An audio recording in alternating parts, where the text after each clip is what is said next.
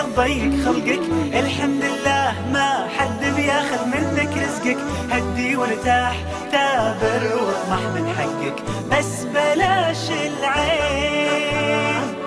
لا لا لا ما تسوى الدنيا تضيق خلقك، الحمد لله ما حد بياخذ منك رزقك. هدي وارتاح ثابر واطمح من حقك، بس بلاش العين. أعوذ بالله من الشيطان الرجيم. بسم الله الرحمن الرحيم. السلام عليكم ورحمة الله وبركاته. A sincere welcome to all the viewers of ITV. We have the privilege of hosting this very special program this afternoon. My very special guests, I think if I may be allowed to introduce them first, is none other than Mrs. Farahin Farah, popularly known as Shadi. Of course, this is her second visit to South Africa.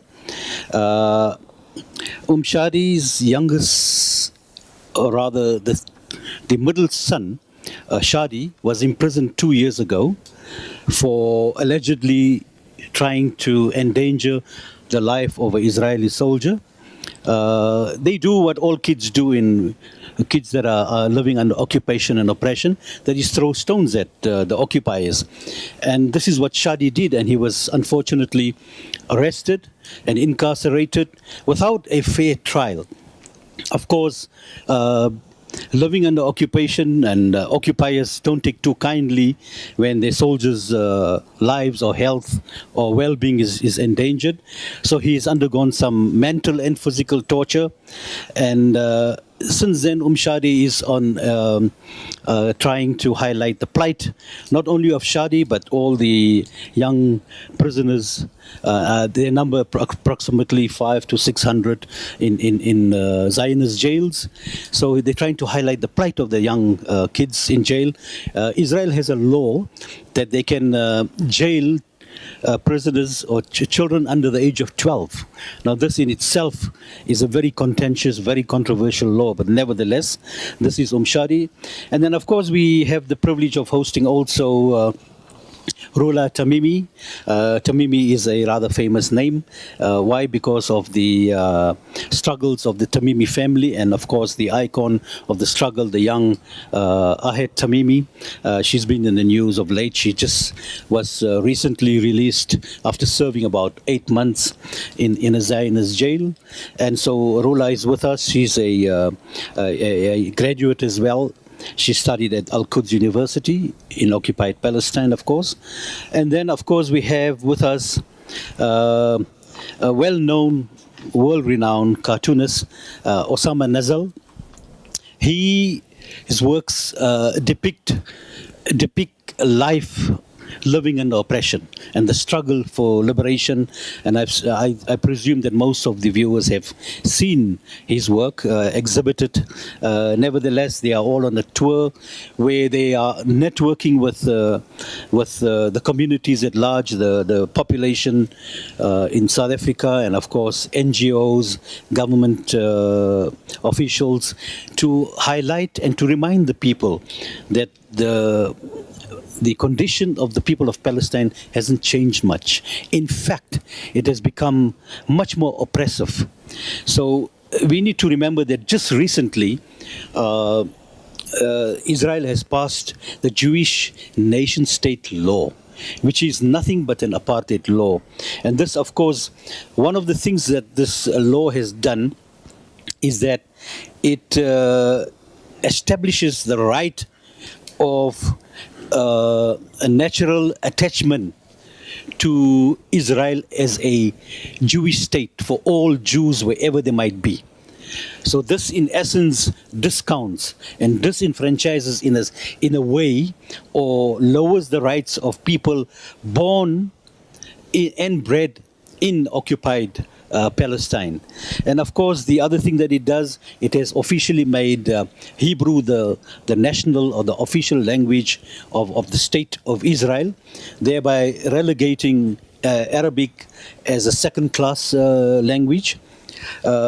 Also, and I think this is very, very important, where the Jew is regarded as, or is rather establishes the supremacy of a Jew and a Jewish national over and above anybody else.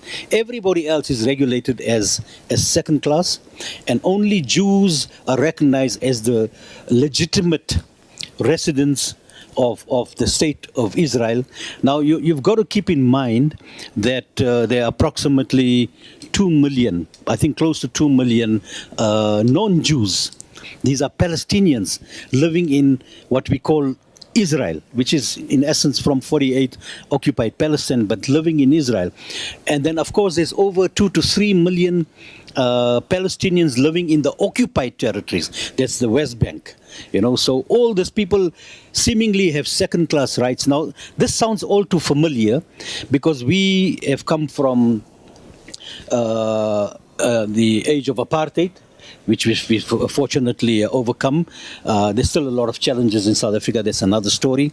However, we've experienced this where we were relegated to second-class citizens. And of course, if you're a second-class citizen, you don't really count as much.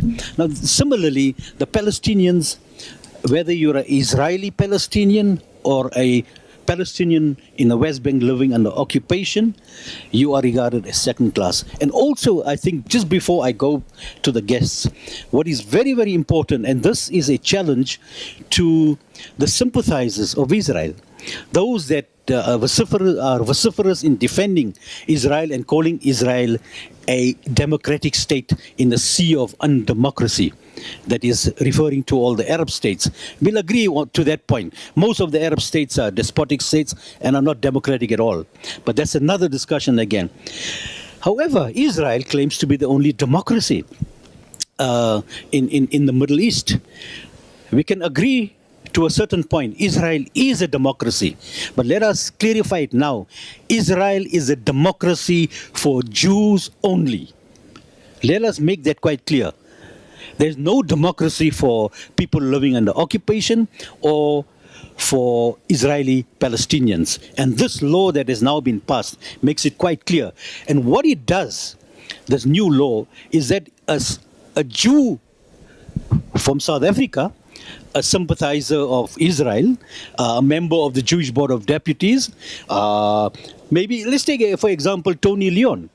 He has got more rights, a South African, of course, more rights in Israel than Osama Nazal or Tamimi or Shadi. This is the irony of this particular law, and it's always been the case. So it's laughable to claim that Israel is a democracy. Israel, as we can see, because of the continuous oppression and the incarceration of freedom fighters. So what in essence, what this really means that Jews from around the world who have no real attachment to Israel, but are attached because of their Jewishness, have got more rights than people born and bred in Palestine, people who are not Jews, Palestinians.